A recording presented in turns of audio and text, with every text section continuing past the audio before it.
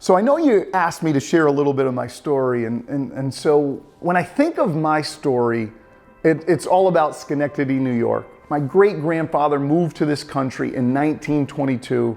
Matter of fact, about 100 yards from where I'm sitting is where he got his first job, reupholstering furniture. And now here we are 100 years later, his grandsons are about 100 yards up the road kicking ass and taking names.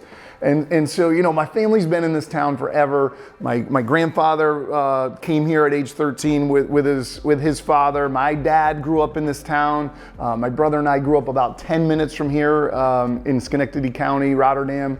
Both of my parents were school teachers. My brother and I had a great childhood, and my parents taught us hard work. But our whole younger years, our whole younger life was about one thing and one thing only, and that was the sport of basketball. We were just obsessed with the game.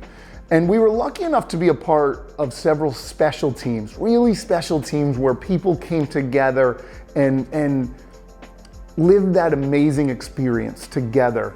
And that really shaped us and formed us and really inspired a lot of what we've tried to create here with Jahnel Group. And so that was everything for us in our younger years. We played our local high school basketball here at Chalmont High School. We both played college ball. I played at the University at Albany. My brother played at Potsdam. And you know, so that was my identity. That was everything. So in 1998, at the end of my senior year of college, I'm like, this thing that I am is now over, right? And what do I do now? Who am I? Where do I redirect this obsession and this focus? And so my career made sense. And I was able to get a job down in New York City on Wall Street at a company called Depository Trust Company. And I got a job as a software engineer, even though I had never written a line of code in my life. I didn't even know what an if statement was. I didn't know anything. I just screamed at the lady when I was interviewing with her saying, "You've never seen anybody work like me. I'm coming down here and working 80 hours a week." And I do think I scared her a little bit, but I convinced her. And so she hired me, and I got into this training program. It was a 7-month training program, and it was all computer science students. I was the only kid in there who didn't know anything. And I just remember the first day as the professor's talking about, "Oh, you just put it in an array and you loop through it." You know, I'm in the back of the class going, you know, what's an array? And people are like, how did this man get into class? Who is this guy? But I had that grind and that work ethic. I lived up to what I told the woman in the interview, and I started grinding 80 hours a week, and I just took to development. I love writing software, and I was able to catch up and become a fairly good software engineer. I got my brother a job at the same place the following year. And so he came in as well and just started dominating. My brother, oh my goodness, we call him the war machine. He's 6'4", 240. He was sent from outer space to destroy. He was sent down and just seek and destroy. It doesn't matter what we're doing here. If we're digging ditches, he's my first pick. If we're doing financial accounting, he's my first pick. If we're building a company, he's my first pick. Don't let me get off on a tangent on the war machine. That dude's a savage. Anyway, so my brother and I are down there, and we really loved what we were doing, and we built a nice career for ourselves at DTC, and you know, so this is '98 through about 2005, and the whole time we're doing that, though, we knew, as much as we liked our jobs and our careers, we knew we were meant for more. And so we did our grad schooling down there. I stayed a little more technical. I got a master's in information systems from NYU. My brother went a little bit more leading teams and management. He got his MBA from NYU. And we knew we were meant to run our own company. So we started several different businesses on nights and weekends while working at DTC.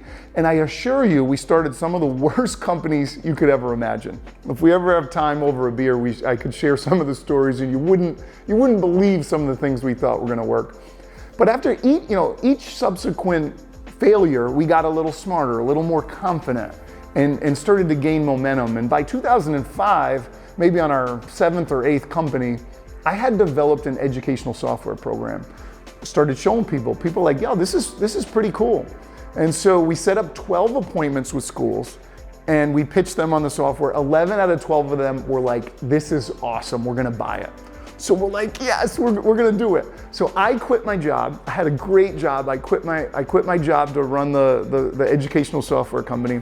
And at the same time, my wife and I, my wife's also from the same town as us, we were living in Manhattan. She had a great job. she got pregnant with my first child. So she quits her job, we move back upstate, I buy a house, I buy 2 cars. I'm all in for the cost of supporting a suburban family, but I'm thinking I'm gonna be rich, so no problem, right? Then I realized just because somebody says they like your software, it's very different from actually getting a check, right? We close 0 out of those 11 verbal commitments. We keep pitching schools, same story over and over. They love it, but I can't close the deal. We go almost a year without making a penny. I eat through all of our savings and I go 70 G's in credit card debt. I'm crying, my wife's crying, the baby's crying. It was not a good scene. So I was like, I gotta do something to dig out of this.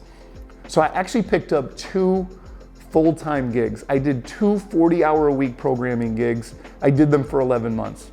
It was absolute hell. I was in the trenches. I stayed in the basement like a cellar dweller from like literally 8, 9 in the morning till about midnight or 1 in the morning. I'd go to sleep and I would just do that 7 days a week. And it was a horrible experience, but I paid the debt off in 11 months. 70 G's on credit cards, gone in 11 months. And I'm actually thankful for that experience, because this thing that everybody's so scared of, what if I quit my job and it doesn't work out? What if? Well, that what if happened to me, and I was able to dig my way out of it through hustle, right? I realized that if you're smart, if you're hungry, and you live in the United States of America, you're gonna be okay. You're not gonna starve. You're gonna be able to fight your way out of it and hustle out of it. And I feel like that experience emboldened me and helped me get a lot more brave and ready to take on risk and pursue bigger things. And so then we started to figure out how to sell the educational software. We got a contract with the New York City schools, so any school in the 5 boroughs could buy it through this contract. So now we pitch schools, they go, this is great, we love it.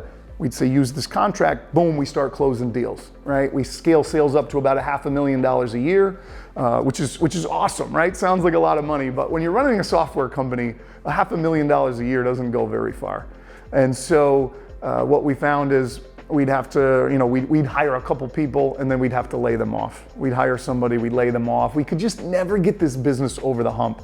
And it wasn't through lack of trying. My brother and I were grinding 60, 70, 80 hours a week and really hustling. And so this is about 2005 when I quit my job through about 2012. So about a 7-year period. And the whole time we're doing this, we're getting calls from people in our network. People who knew us from New York, people who knew us from grad school, whatever. The Jahnel boys we're savages. So people know if you want to get something done, you call the Jahnel boys in. So we were always getting calls for project work and software applications, and we were turning them down, saying, no, we're focused on our own thing. And then in 2012, we're just like, man, maybe we're just getting exhausted. Maybe this is never gonna work out. Let's take the next contract that comes our way. Literally the next day, the phone rings with a project. We take that project and we kill it. We make some money. We're like, that was great. We take, the phone rings again. We take the next project. We kill it. Phone rings again. We hire a young person in and we bring them in and we train them up, right? This goes back to that special team atmosphere that we got to experience as athletes.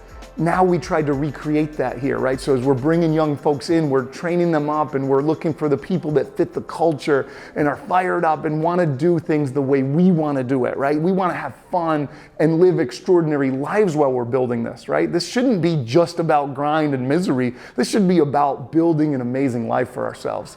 And so the phone rang again and we hired another person, and basically the phone didn't stop ringing since that time, right? We had 3 of us on the team back then. This is 2012. It was myself, my brother, and Jesse Zwegenthal, who's still with us today. And as the time of this interview, we're well over 100 people, and I don't see any end of the growth in sight. So that's pretty much the story. But the other side of the story is really this thing that we've built, the way we've gone about it. It's the culture, it's the team, it's that side of it. And so if we ever get a chance to talk more in person, that's the part I really want to dive into and really explain, because that's the secret sauce. That's the magic here at Jahnel Group.